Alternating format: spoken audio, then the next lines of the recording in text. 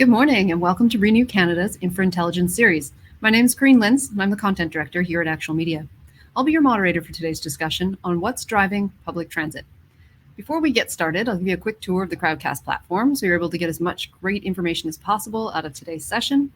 By now, you've probably noticed a few people checking in on the right-hand side with the chat feature. Please say hello, let us know who you are, where you're from.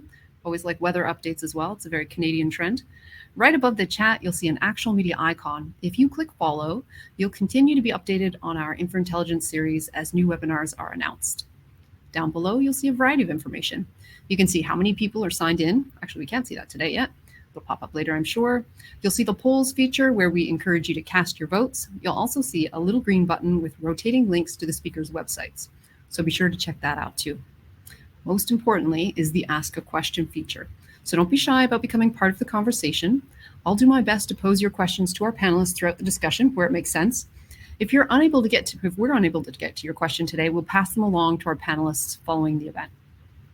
This is our second INFRAIntelligence webinar of 2022.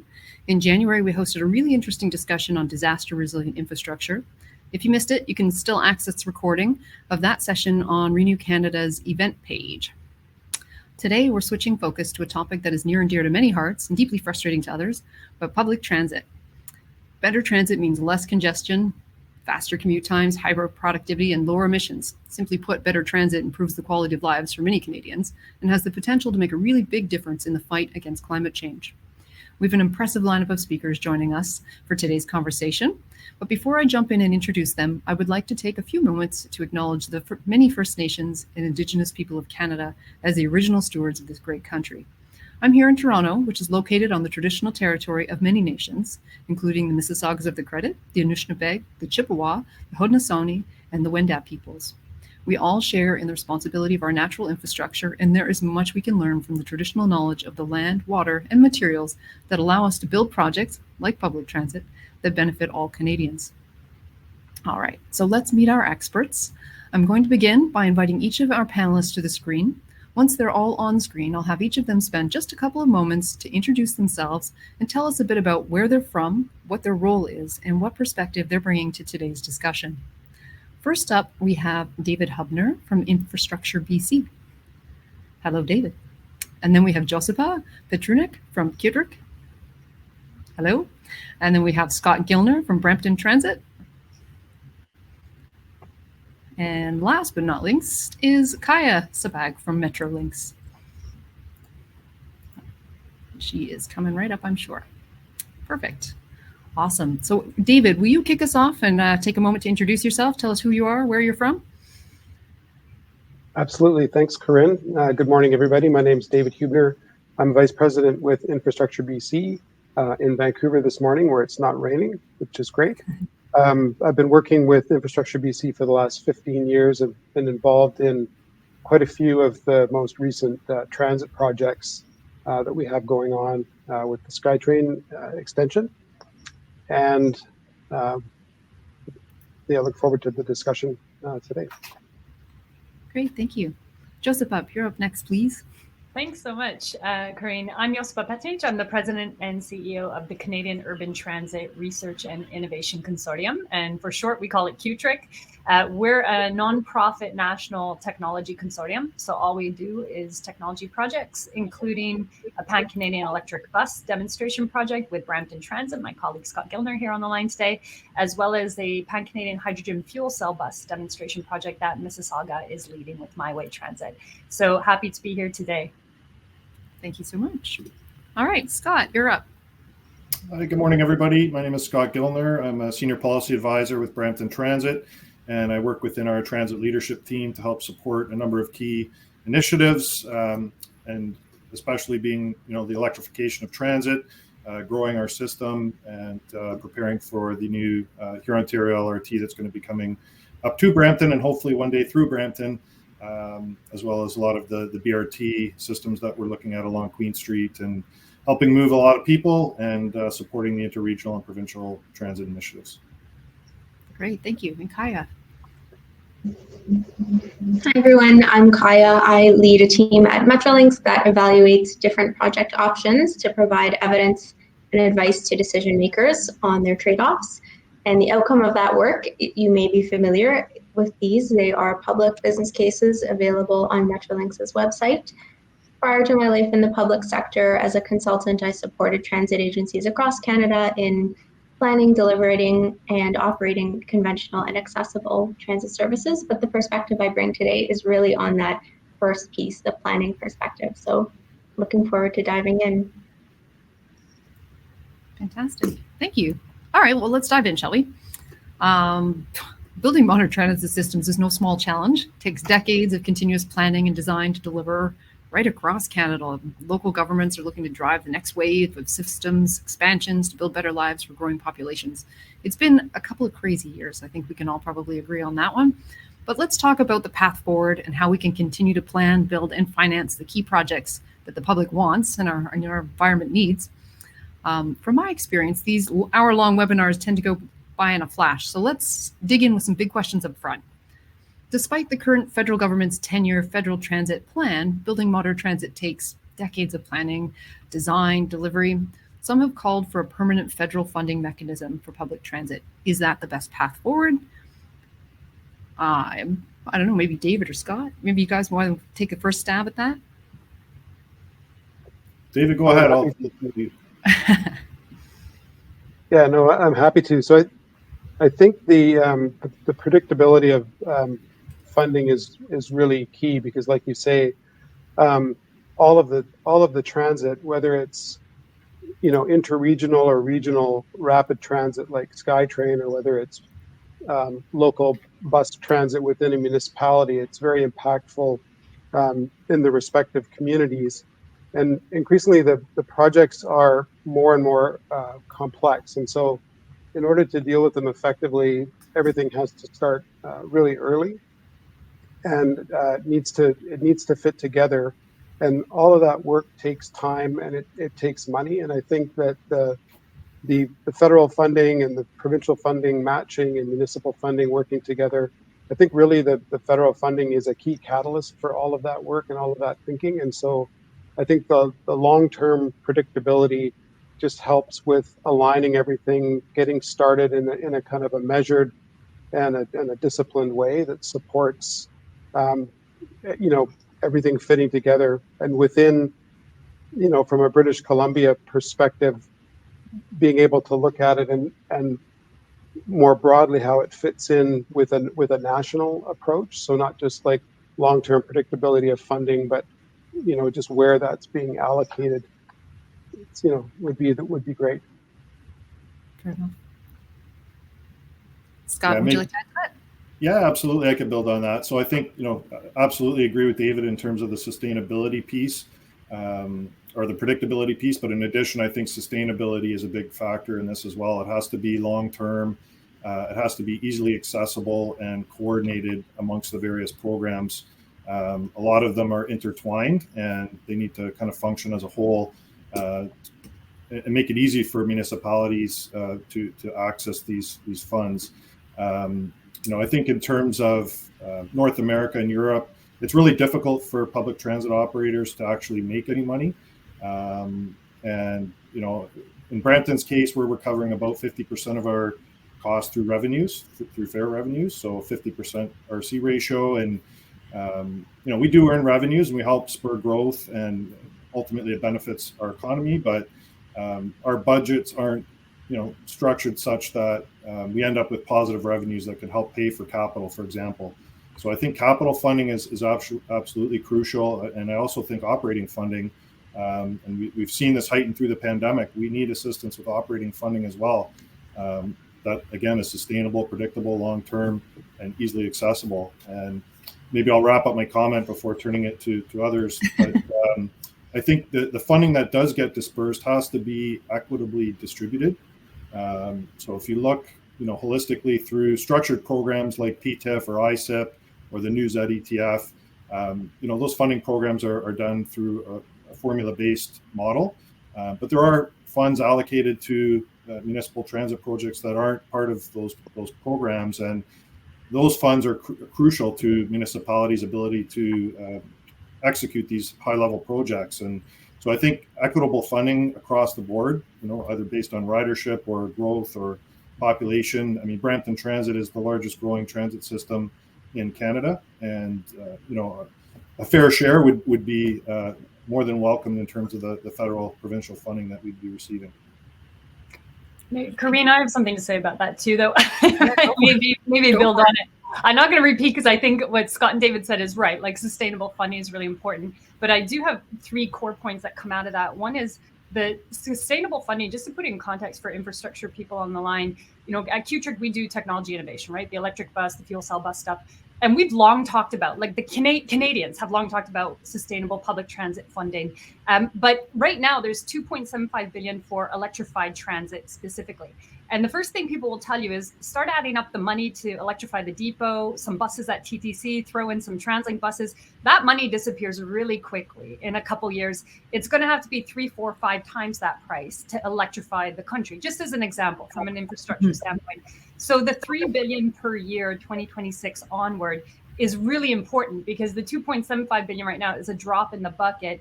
Agencies that are doing this really complicated engineering infrastructure work need to know that 2026, 2027, 2028 comes around, there's still going to be ongoing billions of dollars for this electrification, decarbonization, because that's what it's going to take. So that, I would say, is the first thing. The complexity of the technology ahead requires sustainable funding. Otherwise, total failure. We might as well say we're not achieving Paris climate commitments because it's not going to happen. The second thing, though, I would say allied to that is there has to be a real deep PR component around it. Like, as Canadians, whenever a political party shows up and says, we're going to play around with healthcare, we don't vote them into power in general. And that's because we take it so deeply as part of our psyche that we have public healthcare and public education. Public transit needs to be part of that psyche, because what we wouldn't want to see is right now a Liberal government has announced permanent funding, but any other government could undo that in the future. And that has to get to a stage of PR where this infrastructure spending for public transit is not undoable by any other party. It doesn't become a political bargaining chip. But I'd conclude on saying, like, and this is a third world or first world problem, to say, well, we got billions of money, but there's still problems. Well, there is still problems. And this is the third point I'd point out about, like, is the permanent funding enough? No, it's a first world problem to complain about this, but I'm going to complain about it anyhow. I live in Toronto, or have for a long time, lived in London, lived in Berlin, lived in Paris. I'm a big city girl. I don't understand why people would buy cars when I lived in a big city. And during the pandemic, I did what a lot of people did, left Toronto, got a house in St. Catharines. You cannot get anywhere on public transit in a reasonable amount of time in just a suburb of Toronto, a kind of equivalent if we think about GTHA. So I think the third point to raise is the money is great, but we actually are going to need those hardcore, politically unsavory policies of things like what Paris is doing, the 15-minute city. The city where in St. Catharines, I can walk out my door and I don't need a car. I do have buses and streetcars and transit and coach and train. And that doesn't exist in the bulk of Canada outside of Toronto, Vancouver, Montreal, Calgary, and Edmonton, and Winnipeg. So, outside of those cities, we've got much more than just permanent transit funding as an issue. We've got a city design issue that makes it impossible for transit to be your primary solution, even when you're an ideologue like me about public transit. Great, thank you. Awesome. Kaya, did you want to add something too there? You good? All right. Okay. So last year, we were already talked about this a little bit. So I'll ask the question and we can kind of modify as we go through. Last year, the government of Canada created a $2.75 billion zero emission transit fund, as well as announcing a $1.5 billion investment through the Canada Infrastructure Bank's growth plan. With climate change front of mind for so many, how can public transit projects help Canada reach its goals? And I feel like, I think all of you are going to want to jump in on this one. I don't know. Who wants to go first? I could just maybe pick up just on the recent part of the conversation. So I think the public transit, I think one of the key things is getting people out of cars, like we were just talking about. And, thinking about in the region here, and just the comment about kind of the PR is the idea of just having it always be part of the conversation and always be socializing about transit and having it in the forefront. So in BC, in the Lower Mainland, we've had a regional plan for quite a long time, and a transit 2021 plan, which actually was back in '93, was talking about reducing air pollution, but now we're talking about we're talking about climate change. And so just having those broad long-term plans and visions that put transit at the forefront, and it's an integrated part of the city shaping. So here we've got this idea of transit-oriented development and these hubs around stations where people can live and, you know, they can work or they can walk to transit, and that all of that is integrated. So it's just always part of the story. So I think, you know, moving towards this idea of, you know, use the healthcare example, but, you know, transit is critical and it's just part of what people are talking about. So, you know, when someone's saying we're going to do this or that, well, what about transit? How am I going to get on transit? And I think that sort of underlying mindset is what, you know, is what's going to be needed to get people to kind of believe that they can take transit, that, you know, and then when you build it, people are going to use it, to get people to, like, not even buy a car like we're talking about here. I think increasingly, you know, younger people, they don't even think about buying cars, but it's got to be part of that broader picture that people are always thinking about. Maybe, Corinne, I can add some numbers to it just to help people contextualize it. The 2.75 billion is a fund that, you know, we spent a lot of time helping Minister McKenna and her team devise that actual number. And over the Christmas of 2020, that first pandemic Christmas, you know, we were crunching numbers and we were working late at the office because they wanted to announce a fund. And it was really how many billions of dollars were needed. Now, we pitched forward 4 billion. We got 2.75 billion. Happy with that to start, but it tells you basically the costs at play. And to put some numbers to it, the reason we put 4 billion forward and we shared these economic reports with the ministry was, look, take just TTC. TTC, biggest transit in the country, but still just one agency, about 2,000 buses. Each bus to electrify is about $1 million. That's $2 billion just to buy electric buses, not the chargers, not the energy storage devices, not the software, not the facility modification. Then you look at a facility, a depot, and they've got like a bunch of depots, I think 8 divisions, 9 divisions. And one facility, our agencies were telling us, could be anywhere from 150 million to 350 million to overhaul a facility. So multiply that out by just a few facilities at TTC, that's another $1 billion. $3 billion just to electrify TTC without hydrogen buses, without electrolyzers, without a hydrogen fuel cell supply chain, which they need, and without en route chargers, which are each themselves $1 million a piece, which they will need 1 per 12 buses. So already you're talking about $4 or $5 billion just to electrify TTC. The whole federal fund for all of Canada is 2.75 billion. So hopefully that puts in perspective how much is going to be needed. Now, there are returns on investment. There are savings over time. We know that will start to happen, especially as price points come down. But the upfront investment in the next 10 years by Canadian taxpayers has to be in those billions and billions of dollars. And that's why I said 2.75, good start, but a drop in the bucket to get to 2030, because really only TTC could absorb all of that and still not be fully electrified.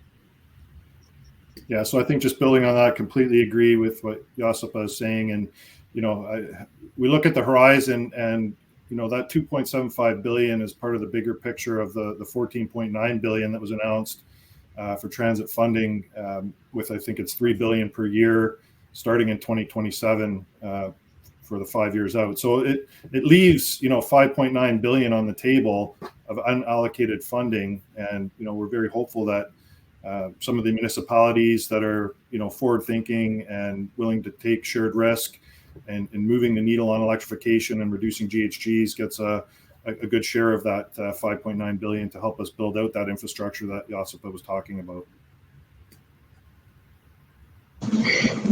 It's really interesting listening to you all speak. We all bring such different perspectives here. And if we sort of zoom out, of course, electric vehicles are a huge part of the sustainability equation. There's even more if we just zoom out a little bit and thinking about how sustainability factors into my world, my small little piece of the pie. On the planning side, sustainability has always been one of the core tenets of our work. It's really one of the main pillars that supports all of our analyses and how we plan our systems for the future. So, for example, in our business cases, we of course consider the changes in vehicle kilometers traveled, how many people we're planning to get out of cars and onto buses. But even beyond that, if we think about our transit-oriented, community-focused development, so our GO rail stations are now delivered with a focus on transit-oriented development around those station areas. And I think that's actually a kind of perfect example of sustainability with true consideration for the three factors that make it up. So considering economic development, sustainable communities, and helping people to get around more efficiently. I think that's a great example of a big picture perspective on sustainability. And then also, if we think about the GO expansion program, I mean, electrifying a handful of our corridors is certainly no small feat. And so even outside of the electric bus world, there's lots happening in terms of sustainability there. Fantastic. We have a couple of questions from the audience here. I think we'll pop one in right now. All right, so please comment. Electrification, not just transportation, but everything. Where is the concurrent and detailed plan where all the electricity will be coming from? Maximize green energy, but there will then be an energy deficit that needs to be an integral part of any transportation plan. Lots of question marks. I'm happy to kick off on that. Just yeah, go for it. Standpoint. Across Canada, I was just on another panel with NRCan right before this in the morning, talking about the exact same issue. In Canada right now, if we wanted to electrify the bulk of our transit system, we would be fine. It's not a capacity issue right now from a mathematical standpoint. The problem is, of course, as many of you are aware, delivering the electrons at exactly the time needed and not at the time when it's capacity constrained on the grid. So we have that capacity. What we don't have is the smart charging, the energy storage, the demand management programs, et cetera, et cetera. That's going to be a huge part of shaving the peak load. And managing that peak load is what's going to help most transit agencies electrify. Now, if we go beyond transit, we add in cars and trucks and hydrogen electrolyzers, all of which are pulling on the grid. For sure, we have a capacity issue in the country over the next decades, but that issue already existed in the last 10, 20 years. You can look at any IESO report, any regulator across Canada was saying, look, we're building houses with televisions and pools, and even the small electric cars starting. Our houses and our communities are consuming so much more energy than ever before. The grid was already creaking along. And we've got this 1960s infrastructure throughout the bulk of the country that was already creaking along in terms of capacity constraints or breakdowns and large scale infrastructure investment needs before electrification kind of hit the ground running in 2017, 2018, then with the Paris climate commitments. So I would say right now, it's not like there's a few regions in Eastern Europe and Africa, Southeast Asia, where there are serious capacity constraints where you just can't electrify today. There's not enough capacity. Canada can start. There's no reason why we need to sit down and sit on our hands and say we can't start because of capacity. We can, but I would say the issue is going to become catastrophic in the next 10 to 15 years if we don't start investing on the electrical side, which 10 provinces and 10 ministries of energy need to figure out ASAP. Because it's not just the cars coming around the corner and the buses and coaches and trains, it's also all the other electronics that we already knew were drawing on our grid system. Thank you. Anyone else want to jump on that one too? It actually rolls perfectly into our next question. So thank you, John Clark. So there's no doubt these projects are massive and they require collaboration from many stakeholders. I know we were talking about electrifying rails and adding fleets of trains. How can all levels of government and other industry stakeholders work together to ensure the right projects are built on time and on budget? What planning is required for successful and timely outcomes? And I know, Kaya, you're the planner in the bunch here. We're talking planning. Would you like to tackle? Sure, I can kick this one off. Yeah, absolutely. I mean, collaboration between different levels of government is a given for us. This happens on all of our projects. And I think what's important is considering integration. So when we think about different municipalities, we need to think about how the different transit systems fit together. And when we think about planning these big projects in a way that works well, we need to think about 4 different aspects of integration, I would say. So firstly, the infrastructure side, so designing for easy transfers between systems, between services. So if you get off your bus, making sure it's really easy to get into the subway station from that same corner. Thinking about fares, and there's tons of work underway. Everyone in the GTHA knows this has been a hot topic for many years. Thinking about scheduling. So if I get off a GO train in Bramalea, knowing that there's a Brampton Transit bus coming to pick me up in the next 5-10 minutes, and then wayfinding. So providing transit maps and directions that are easy to navigate, regardless of if you're looking for a TTC stop or a Brampton Transit stop, you have all the information there. So I think while different levels of government, we all focus on our own projects, the collaboration is really critical in ensuring that those points of integration happen seamlessly. And I think that is a really important factor to ensure seamless transit across our region. Fantastic. I think listening to the question, I think there was two parts. And one about the electrification, and I think part of the conversation so far has been, having some consistency with funding and the allocation and the timing and fitting in with planning. But at sort of a basic level, thinking about things like standardization of technology, where you've got the federal government putting in money that, jurisdictions aren't having to reinvent the wheel. And that there's potentially some interoperability and understanding sort of the full life cycle of the technology, because we're talking about reducing carbon, but at the same time, what's the life of the batteries, and then what happens to them, when you have to change them out, and just what's sort of the long run operating costs, and having consistency there is maybe one thing. And then I think the second part of the question was about kind of schedule and budget.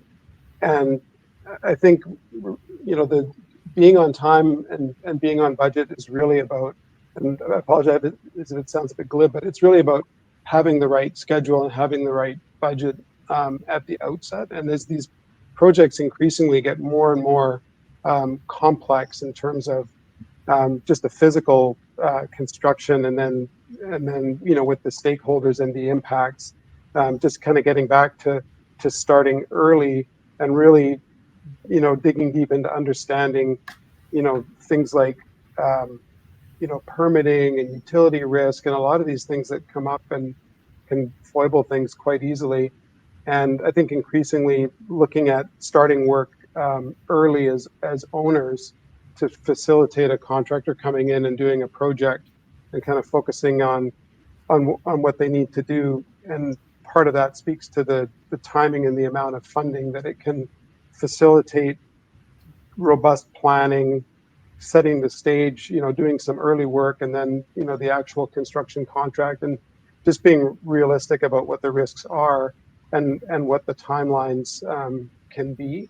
So I think, as we go through these projects, I think it's becoming more and more clear, but just being above board about timelines. And it does come into the point that was made earlier about, with changing of governments, like these projects quite often now, they vastly surpass, any kind of a 4-year term. So, being on budget and being on schedule, there needs to be some kind of understanding that this is a priority and there's going to be a commitment to seeing it through. May I add a point, though, on this? And I think great points there, David, and I'm going to take it future forward. So I don't have expertise in building hospitals or building highways and like build it and then you leave and it's done, like static infrastructure. But what I do have expertise is in looking at the build and the dynamic ongoing life of these technology integration projects that are infrastructure plus operations and maintenance for the long term. And when we look at that stuff, like let's just take TransLink as an example, or Brampton, with the electric bus integration that we did and going forward, a lot of it's going to be turnkey stuff where you're looking for consortium partners to come to you as an agency, build the charging system, bring the buses to the table, do the operations and maintenance, and carry forward the whole service with either on behalf of your agency or with your agency. What we have now, circa 2022, that we didn't have 20 years ago or even 10 years ago is really powerful data analytics. You could put a logger on everything. You can put a logging device that tracks the performance of any kind of infrastructure. You can put a sensor on any infrastructure to check the performance, whether it's the heating system of a building or the powertrain performance of a bus. And because we have that amount of data sophistication and logging, I actually think, it coming from my position of ignorance, not having built this big stuff from an infrastructure company like an AECOM or an SNC-Lavalin or any of the other partners out there that might invest in these kinds of things, coming from our end of the equation, we can see that there's a whole new transparent world where municipalities and transit agencies and the clients of the infrastructure providers and the vendors can now track performance and hold companies to account. in a way that was not possible before. And so by that, I mean, if you are winning a contract to build a bunch of charging systems, overhead rafters, facility update, and bus deployments, we can now track pretty much every iota of performance of that facility, that bus, that charger.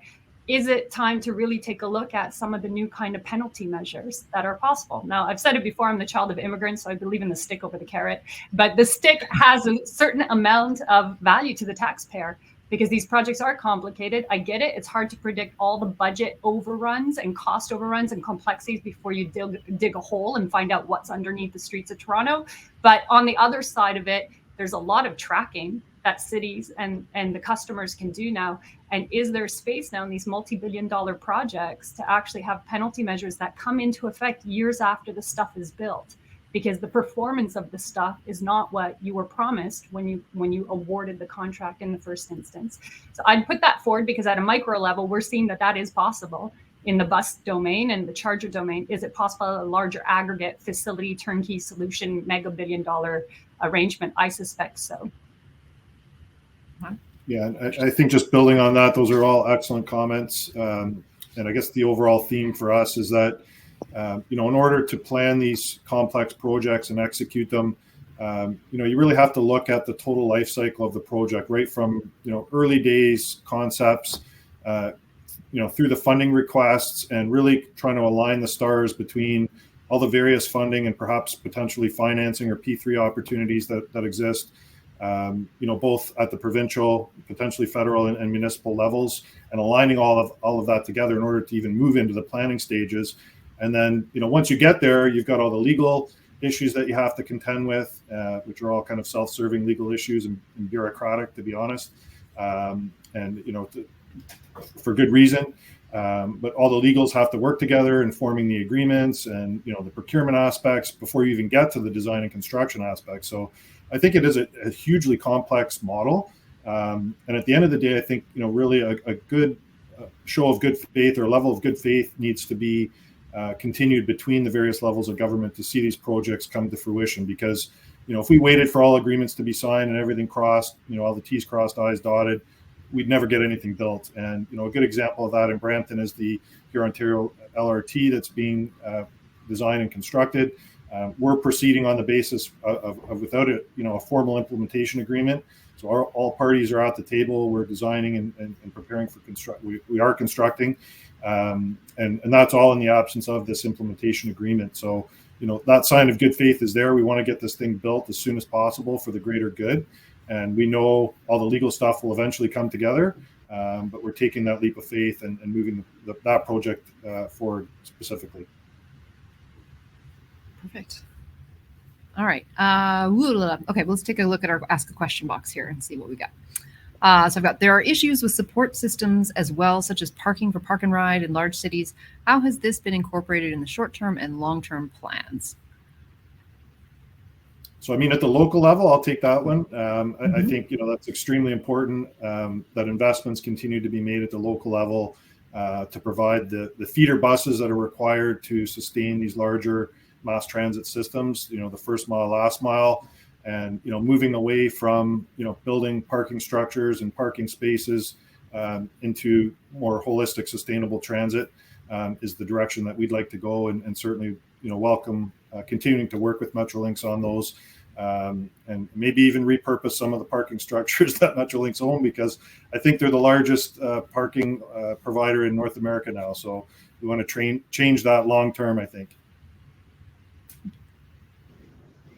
Thank you, Scott, for segueing well into my comments. This is a great example, actually, of how two different government agencies work together on an ongoing basis. So one of our other planning teams at Metrolinx is really focused on this exact issue. So how do people get to stations in a future where we hope that not everyone will drive? We've recognized that Metrolinx isn't necessarily or our objective isn't necessarily to be the biggest parking provider. It's just sort of a secondary thing that has fallen out of needing to provide a way to get to our stations.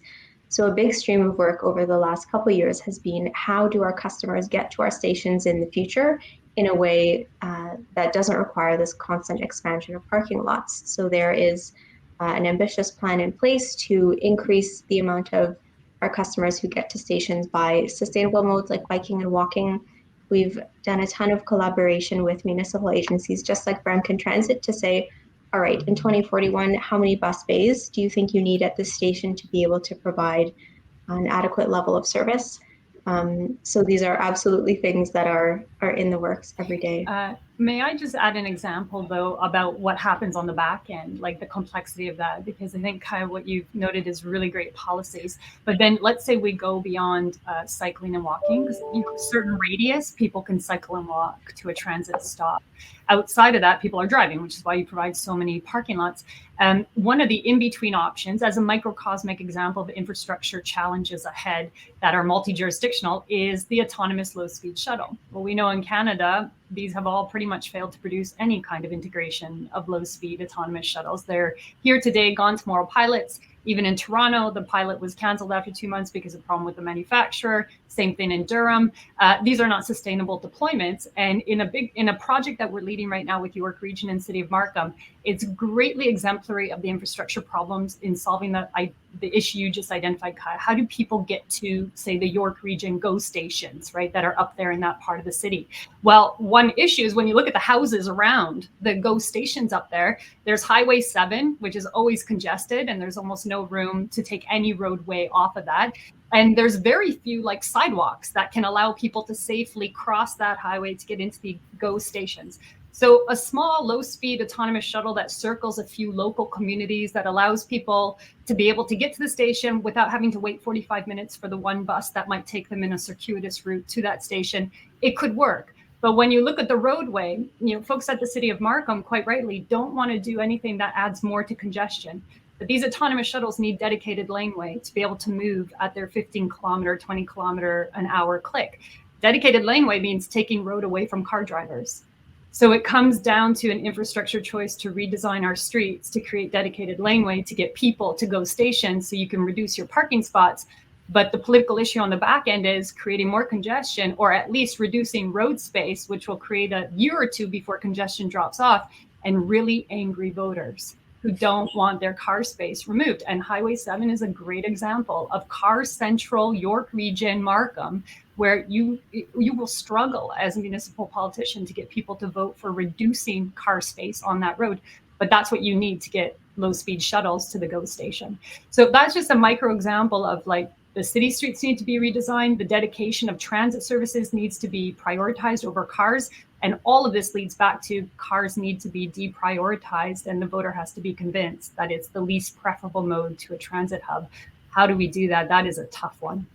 So the policies are great, but the actual implementation is riddled with these municipal political issues of deprioritizing the car driver. Yeah, it's interesting.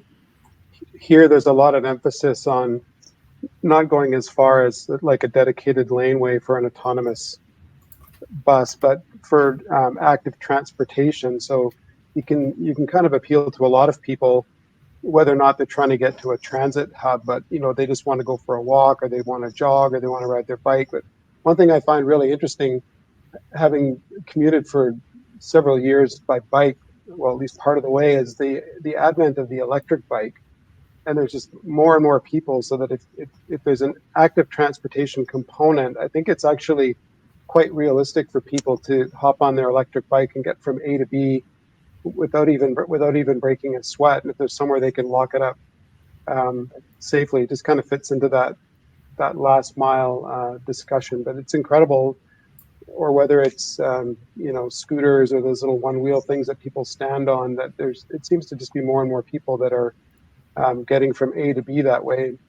And just recently, I was listening to your comment about being in the suburb in St. Catharines. I live in a bedroom community north of Vancouver, and one of the impressive transit innovations I saw recently was just at a bus stop, putting up a covered bus stop that was well lit, that people can go and stand and feel safe and feel dry, and then in conjunction with the app to know that a bus is coming in 5 minutes. You don't have to go and stand there for half an hour thinking that you're not, so you don't miss it. But all these little details, working together, I think it's going to be really beneficial. For sure. Certainly improving the user experience. All right, let's get back to our originally programmed questions for a moment. In 2021, Brampton Transit joined TransLink and York Region Transit in launching the deployment of standardized and fully interoperable battery electric buses and high-powered overhead en route charging systems in partnership with manufacturers. Is working with private industry a way to ensure public transit projects move forward and are built? And I don't know, Scott, if you wanted to kick this off being the Yeah, absolutely. So certainly this is a milestone project for Brampton Transit. And, in May of in 2021, we actually launched, it's actually the largest global deployment at that time, fully interoperable battery electric buses and high powered overhead charging systems. So tremendous accomplishment through the work done by Josipa and her team at QTRIC, our partnership with TransLink and YRT, as well as our industry partners, New Flyer, Novabus, ABB, and Siemens. And, I think in general, the transit industry is more evolutionary rather than revolutionary. So we tend to, follow the path of least resistance, take the least amount of risk. We don't want to be on the bleeding edge of technology, but it doesn't mean you sit back and wait years for things to progress. So, I think transit as a whole has a long history of working with private industry. From all the planning and consulting work that we've been talking about to the design and construction and for some transit agencies, even the operation and ongoing maintenance of our system. So certainly that history is there. And I think it's critical for public transit agencies to be nimble and agile in order to take advantage of some of these unique opportunities that present themselves, as in case with the QTRIC battery electric pan-Canadian trial. I think, obviously you need strong council support and be able to be advocates for these types of projects to influence the success of them. I think this groundbreaking project was really only possible by working with private industry. Again, prior to this project, systems were not interoperable. So, Brampton Transit could procure an electric bus, for example, from New Flyer. New Flyer would provide the electric bus and all the associated infrastructure. However, in the next year, if we went out for competitive procurement and we awarded perhaps Novabus the tender for electric buses, then the system would come with a Novabus proprietary system, and the two systems would never be able to talk to each other, which just isn't sustainable for the future. So this project specifically is incredibly important to the industry. It sets the whole groundwork for interoperability, and certainly working with Josipa and her team at QTRIC has enabled us as an industry to move that needle forward. So I think that's really important. Maybe I'll jump in and add to that. And Scott, thanks very much for that. But it's a reciprocal appreciation, because to make it happen, it's not just companies philosophically want to do it. You need to have really good ambassadors and champions. Scott's one of those champions. Like, we faced every challenge possible you could imagine to stop the project. And you had a team at Brampton through Scott Gilner and his colleagues, Alex Milojevic and the team there, that just kept going. Like, they wouldn't take no for an answer. Same at TransLink, same at York Region. That's unique. And the reason why it's such a cutting edge project is because the bulk of transit said no to the project. When we presented to several transit agencies across Canada, it was too risky. It was too new. There was too much innovation work. And when we started that project, Scott, you may recall, at the end of it, it was TransLink, York Region, and Brampton left standing. It started with 8 transit agencies, including St. Catharines, all of which exited. St. Catharines, Oakville, Durham. At some point, they exited when it got too tough. Now, that's not a criticism of the agencies. They weren't able to have everything lined up, to have a champion at agency, plus a champion mayor, plus a champion council, plus you had to have a lot of pluses lined up in order for them to face every kind of opposition that we face to get this project out the door. And that's just on the transit side. On the manufacturing side, just to set it in context for your colleagues on the line, it sounds so easy, like a collaboration makes sense. Let's do it, hold hands and sing Kumbaya, and we'll get these projects out the door. But in fact, in this project, it was a very simple proposition. Get the high-powered chargers that cost $1 million a pop to interoperate with any bus. So a new standard had to be baked into the manufacturing of it, right? At that time, the standard wasn't published, so we were looking for a protocol that everybody could align with. And there was a standards group, the SAE, that was trying to get this standard published using this project as an empirical example. I kid you not, there were lawsuits being proposed. Some manufacturers absolutely were opposed to this because they were selling proprietary technology early days and making a profit off it. There were patent lawsuits, some of which are still pending off of that. We were threatened with lawsuits and injunctions to stop the project by manufacturers that did not want to support it. So to get the manufacturers that did support it, in this case, ABB and Siemens and New Flyer Nova Bus, they really sunk millions of dollars in losses to make this thing work, to get a standard out the door. But that's what you have to line up and then face all the lawsuits of the opposing end of the equation where profits being made on not that solution. So these consortium projects, they do move the dialogue forward, and they certainly change the landscape, but they are really hard to do. And when you reach out to industry players, there's not a lot out there that are willing to sink millions of dollars in lost investment with the hope that this will work and the hope that it will become the norm. This project has resulted in that norm and lots of clientele, but it could have easily not. And the autonomous shuttle one is an example where a lot of investment has happened and it hasn't resulted in clientele for a lot of OEMs. So tough to get it out the door, but possible to do it with the right champions at the table. So two key follow-up points on that. I was remiss, and I should also acknowledge, obviously, the federal funding component of this project was huge.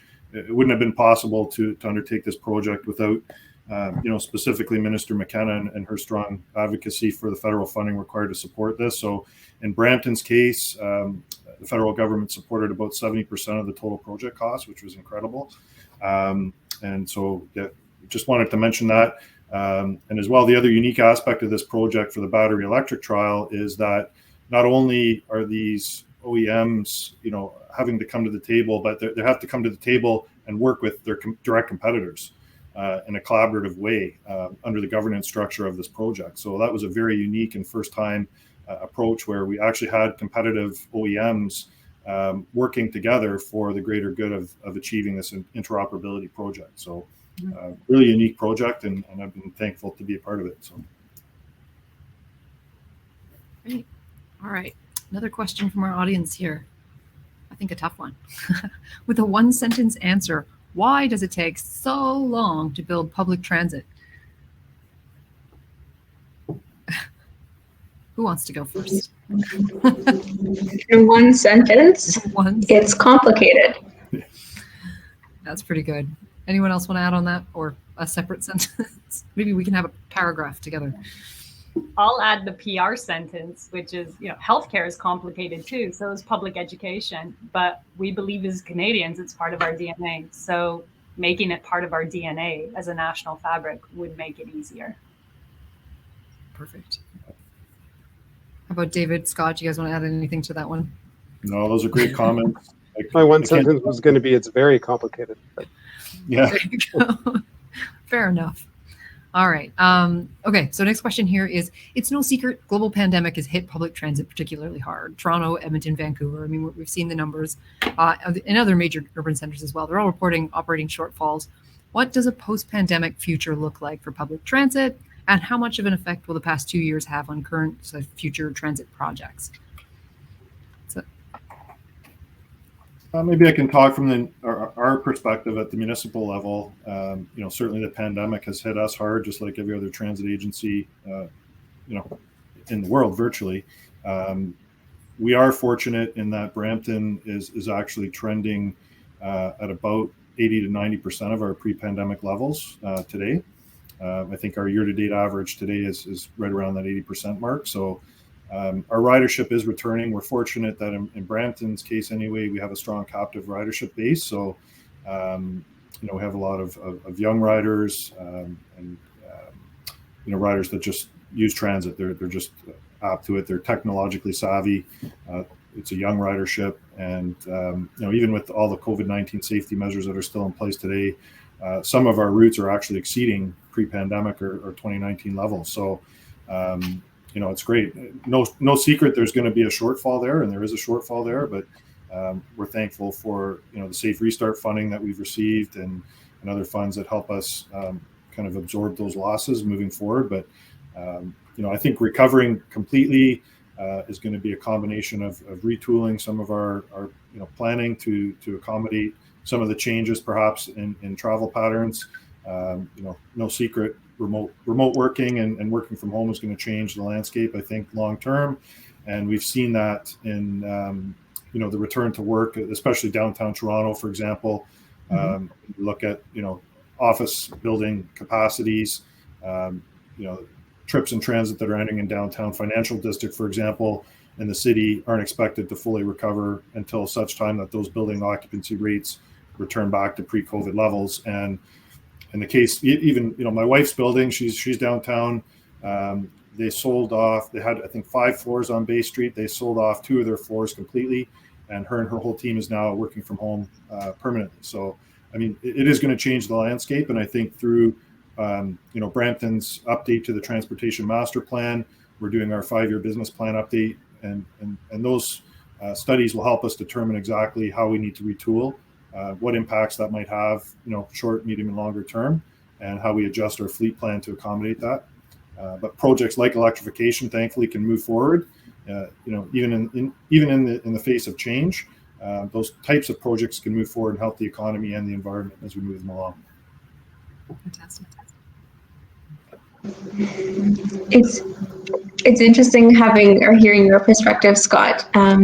Just comparing Brampton Transit's recovery to GO, I think GO is about that 30% of 2019 boardings, so very different recovery from Brampton Transit. I think across GTHA, for all agencies that use Presto, we're at about 60% of 2019 boardings, so there's a ton of variation in recovery there. So that's where we are today. And then if we think about planning for an uncertain future, in a certain way, we've always planned for an uncertain future. We've always considered sensitivity tests and thought about what if the land is developed differently, or what if there's a different population employment realized than we assumed in our analysis. So we've always sort of considered these sensitivity tests for uncertain futures. It's just that now the future seems a little more uncertain. Our crystal ball is even more foggy than it was previously. And how we're addressing this from a planning perspective is we're considering sensitivity tests for recovery in the future. So what if ridership never gets back to 100%? Or what if we're always 10% lower than we are forecasting? How does that impact the decisions that we're making about different infrastructure choices? And then I think also if we think about infrastructure and how we can build that and set ourselves up to best use it in an uncertain future, I think there's 2 sort of elements that we need to consider. One is that ensuring the hard infrastructure is built to allow for flexible operations. So ensuring we have on rail systems turnbacks in place and at strategic locations, so you can offer different service levels at different portions of the line as demand grows and changes. And then also the softer enabling elements like the contracts that underpin operations, allowing for flexible, adaptable service levels over the course of the project lifecycle. So there's opportunity to address and plan for these uncertain futures in our planning, in our infrastructure delivery, and in our commercial contracts. So many facets to consider. Maybe if I may, Corinne, I'm going to take Scott kind of completely different stance to both of you. I'm going to say, nope, a statistician in me says regression to the mean. We're coming roaring back. Might not happen in 6 months. I fully expect we're going to be at crush capacity again. I don't buy this. The world has changed forever and labor's changed forever. We might have some work from home for the upper middle class and white collar jobs, a few days at home, a few days at the site, maybe some businesses downsize some space, but we work offices eat it right back up for all the startups and small businesses that couldn't afford space in downtown Toronto in the first instance. I don't believe for a moment that 10 years from now, we're going to be facing the pandemic. Environment has changed us fundamentally from a work-life standpoint. But let's say it did. Let's say it did, and those transit riders stayed away. I still don't believe that we're going to be in a lesser capacity. Not at all. It's the opposite. I'm not worried about back to pre-pandemic. I'm worried about the beyond pre-pandemic. All of the migration and the refugees and the immigrants that Canada rightly is welcoming into this country. Okay, our borders were closed during the pandemic to a trickle. We are opening up as we should.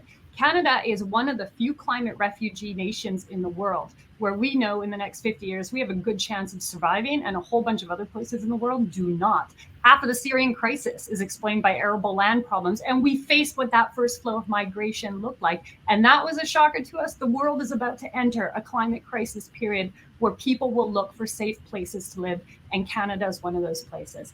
Add to that then the major cities of the world. Toronto is a place where people come, especially the well-skilled upper middle class immigrants of the world that we have restricted in our immigration policies. They come in order to achieve a better quality of life. That is not changing. That is opening up, and we are welcoming those folks in. They've got to live somewhere. And where they are going is the historical places they have gone, like my own parents, the big cities of Canada. And those cities need to absorb all of these new Canadians that are coming in. So I don't believe for a moment that 10 years from now, we're going to be struggling with what about our transit ridership? We're going to be struggling with how do we absorb 2 to 3 times the transit ridership?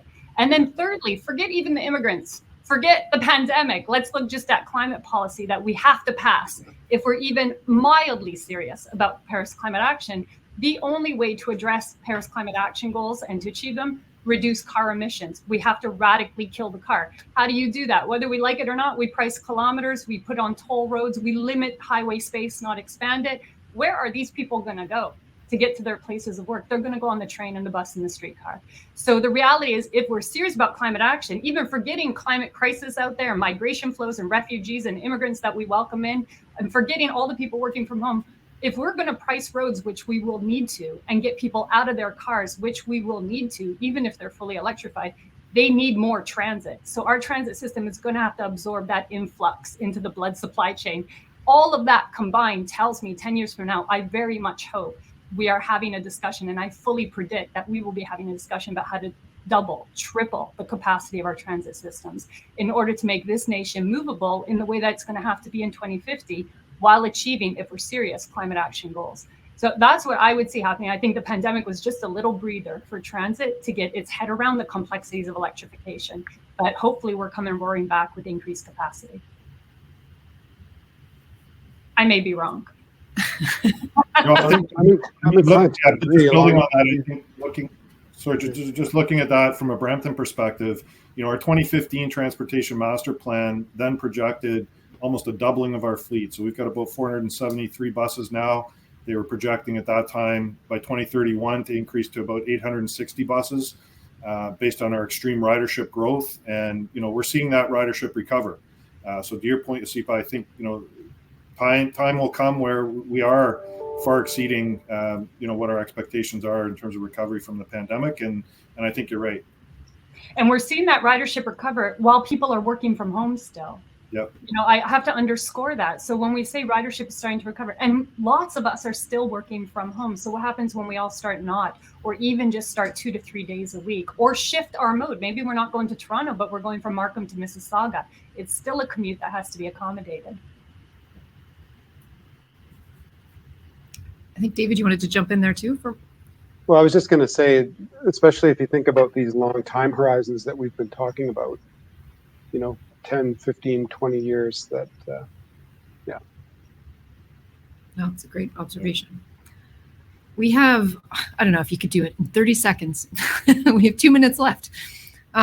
Is there a project or an initiative that you think is worth checking out?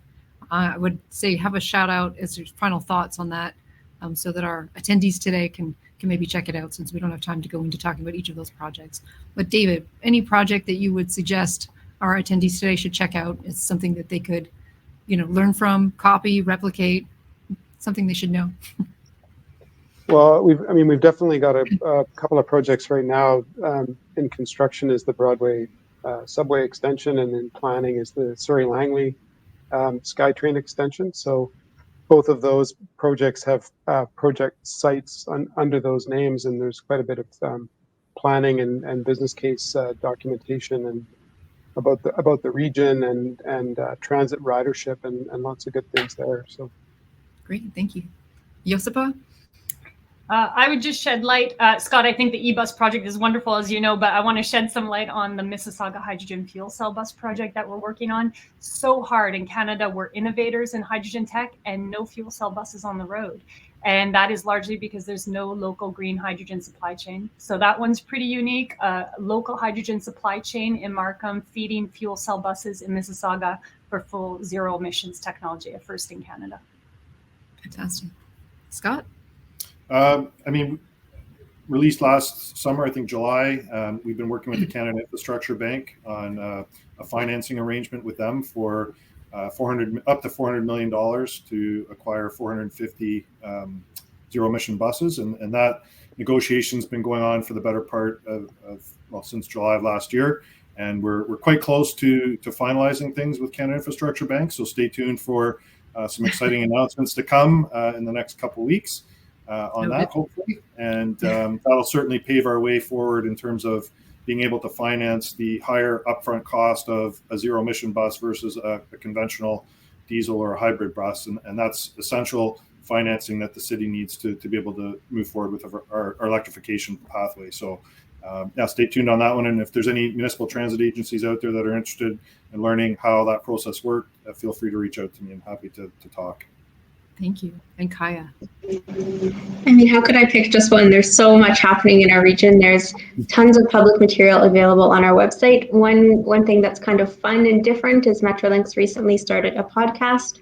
So some of those episodes are Ask Me Anything formats. Some of them include specialists from our different teams. It's a fun listen if you're learning or if you're keen to get an inside view into the organization or what's on the minds of transit leaders in our region.